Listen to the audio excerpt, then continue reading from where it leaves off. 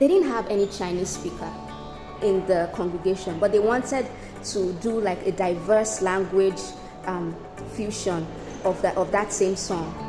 And so they went on all these translation softwares. They imputed "There's no one like you," and the machine translated "Nobody likes you." Can you see that?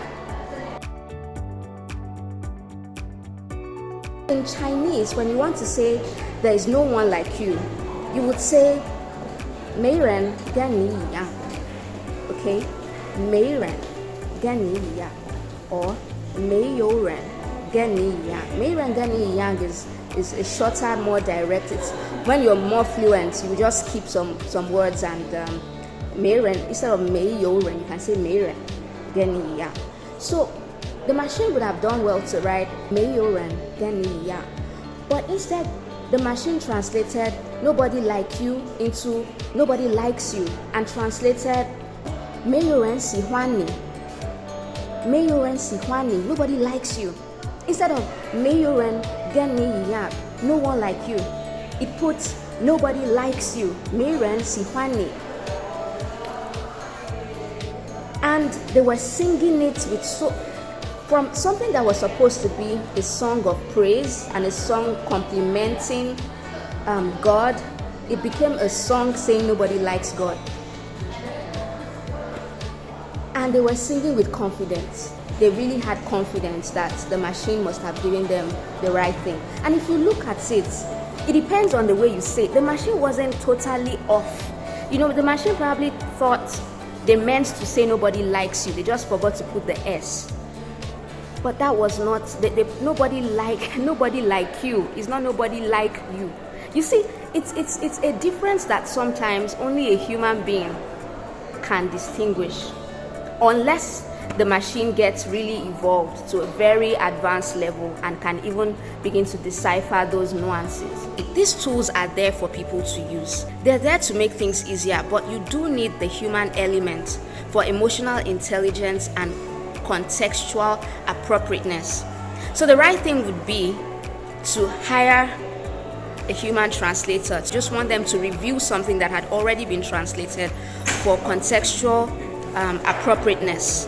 That would be the smarter thing to do, because you see, this language thing is essential to communication, and where somebody somewhere drops the ball, where the interpreter, whether it's a human being or a machine, where somebody translates the wrong thing, if something is lost in translation, it can be a big deal. It can make or mar a relationship.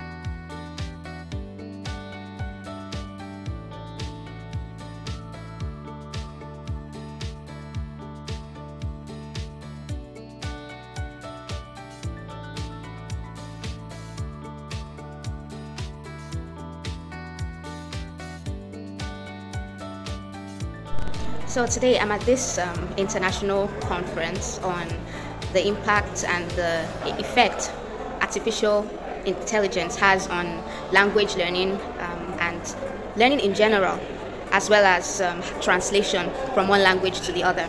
As you know, translation is something that is very dear to my heart. I love languages so much. One of my hobbies is just sitting down and watching things in different languages, learning things. And even in my personal life, as well as in my professional path, I've found a way to bring language into what I'm doing. For instance, as a lawyer, I do language translation services for contracts. 2 major languages I've worked with in this regard when it comes to business contracts and legal related stuff. The 2 languages I've worked with are French and Chinese.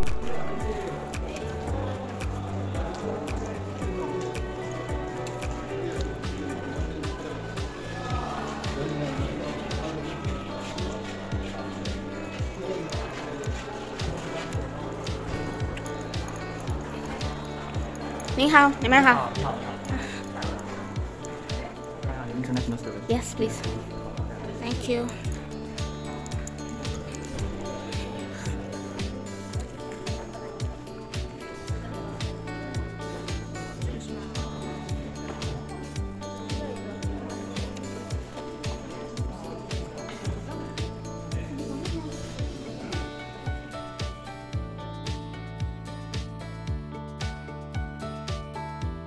When we talk about translation, you've got a lot of translating apps and software.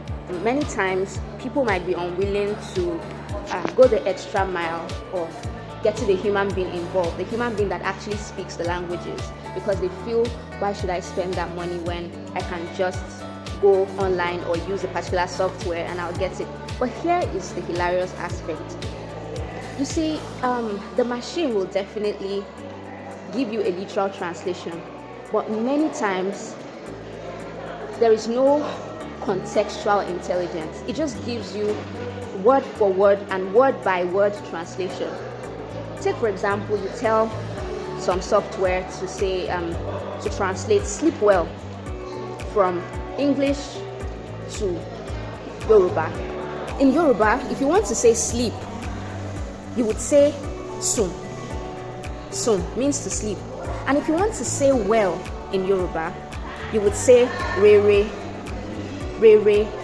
You could also say dada. There are different ways depending on the vibe you're going for or the context. So what the machine, without the emotional and contextual intelligence, what it would do is that it would take your sleep well and literally translate it word by word and word for word into sunre. Now, what does sunre mean? Sunre literally means sleep well. However, a Yoruba person would never tell somebody who is still alive sunre. A Yoruba person would never ever tell a living, breathing human being sunre, even though it literally means sleep well. Why? Because the contextual aspect to it is sunre is used to tell departed people farewell. It always refers to people that have already passed. You see? But the machine is not a Yoruba person. It's just doing a job. It's just giving you a literal translation.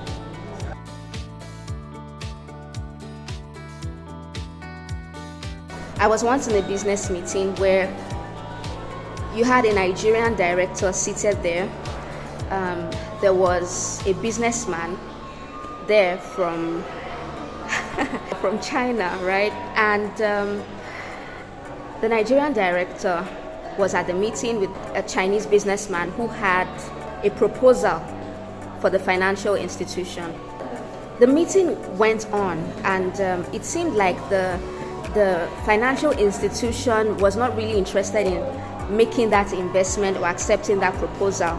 So the businessman continued to try to prolong the meeting, and he couldn't speak English, so he brought his own translator. What I noticed that made me laugh was that the translator that the businessman used was a very thoughtful Chinese lady, very thoughtful lady.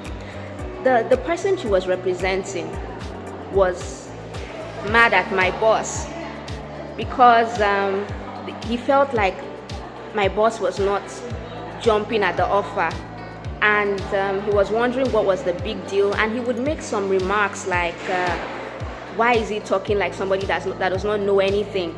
He would say that in Chinese, of course. But then when the translator wants to translate, she would leave out all those remarks, rude remarks, and just try to find a way to present something positive back to the director whose side I was on. And I was like, wow, if I didn't understand Chinese, I would never have guessed, because the businessman, the Chinese businessman, was saying those things while smiling. Of course, I'm black, so many people don't know that I'm very fluent in Chinese. There are places I've been to where I hear people talking about me, and they have no idea I can understand them. There was one time when I went to climb the Great Wall. And I was just a few steps from the summit. I mean, I could see it, right? I was just like maybe 4 or 5 steps from the summit. And, I was slowing down, excited and all. And somebody was making a phone call beside me, and she said, "Wow, Jomohea." Like, wow. The meaning is, wow, so black. So I stopped and I looked at her and I repeated exactly what she said, and her hands flew to her mouth because she said those things, not knowing that this black person understands what you're saying. Can speak exactly what you just said with perfect understanding. So back to the meeting, the disgruntled businessman was saying a lot of things while smiling, but the translator, God bless her, the Chinese woman, she didn't repeat any of those things when she was doing the translation, and I was just smiling like, wow, your knowledge would really go a long way to save you. Sometimes you cannot go by what it looks like people are saying. Understanding goes a long way. Imagine that kind of situation with a robot. The robot would parrot everything. What do you think? It depends on who is considering it. That would have been a good thing for somebody that has no idea that the robot has just said everything that these people were plotting without trying to edit anything. So what do you think? Verbatim interpretation or packaged interpretation? Like I'm talking about where it comes to this business meeting scenario. The robot saying everything the other person said. You can say, well, it's good for transparency and fairness, but would you say that a robot's way of doing things it would be a better approach than a human being's packaged way of doing things? Let me know what you think. The University of Romania have worked closely and have jointly organized this conference, which is entitled Integration and Innovation, the International Conference on Language Services and Area Studies in the Digital Age. Today, we are honored to have invited 11 leading scholars from 6 countries to share their insightful ideas on the latest and hot issues in the fields of language services and area studies. And we are also pleased to have over 120 scholars, researchers, and students from 15 countries attending this conference. So before we start, let me introduce the leaders and the guests first. There are Professor Chen Shihua, Vice President of Jiangxi University of Finance and Economics.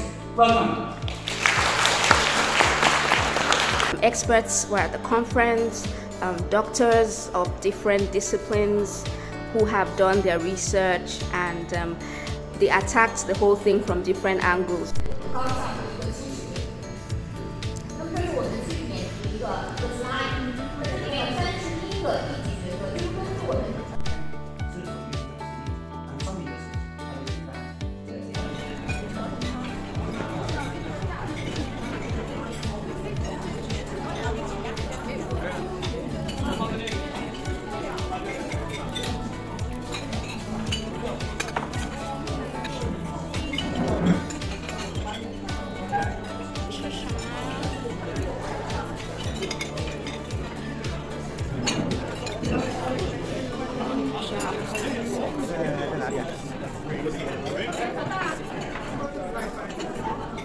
Sorry.